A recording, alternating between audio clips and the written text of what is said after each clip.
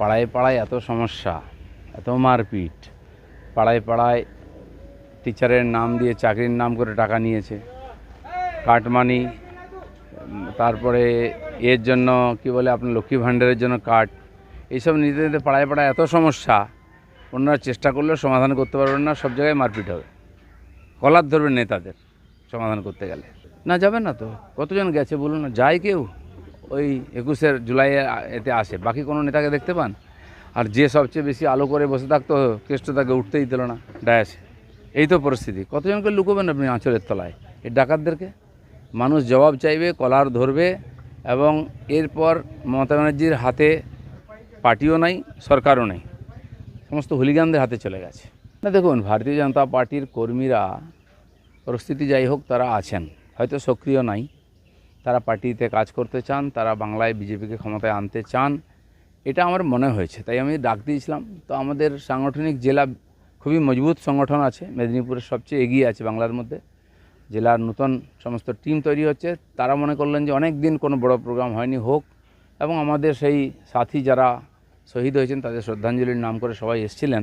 নিঃসন্দেহে এটা খুব আনন্দের। বর্তমান বিজেপি কোথায় আছে এটা হচ্ছে তার একটা নমুনা মাত্র।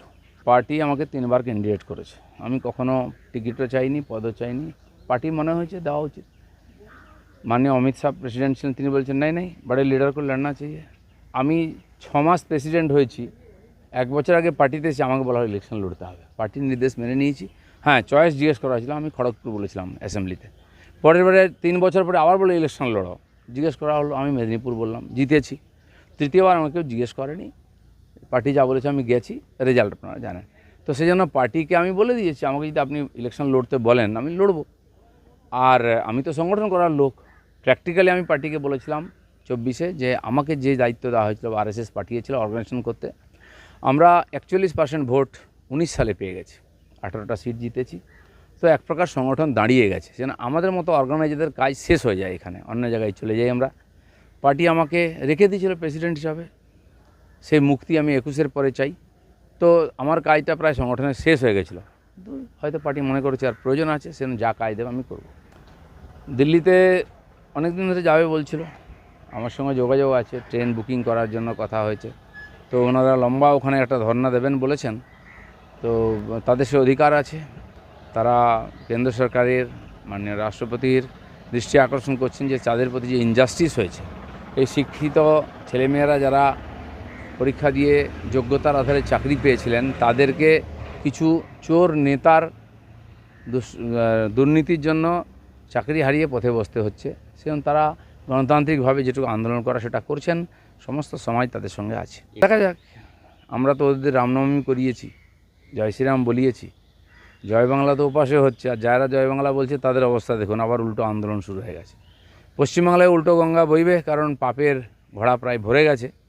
21-এ বছরে একদিন ডায়াস্তরে ভাষণ দিলে হবে না, রাস্তায় নামতে হবে, মানুষের সঙ্গে মানুষ কী বলছে শুনতে হবে।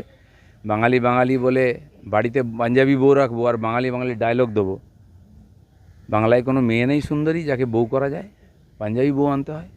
বাংলায় কোনো যোগ্য ব্যক্তি নেই যে এমপি ক্যান্ডিডেট হতে পারে, গুজরাট থেকে, বিহার থেকে, উত্তরপ্রদেশ থেকে ক্যান্ডিডেট নিয়ে আসতে হয়।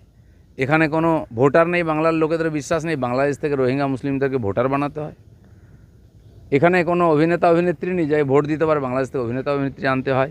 আর কি কি আনবেন ভাবুন, বাংলার মানুষকে আর বোকা বানাবেন না। আমরা পার্টির কর্মী, আমাদেরকে নেতা বানিয়েছে পার্টি, এমপি এমএলএ বানিয়েছে পার্টি, পার্টির নির্দেশ আমাদের কাছে আদেশ। তো সময় এলে সব ঠিক হবে। আর আমার মনে হয় পার্টি ওটা এক্সপেরিমেন্ট করেছিল, সফল হয়নি।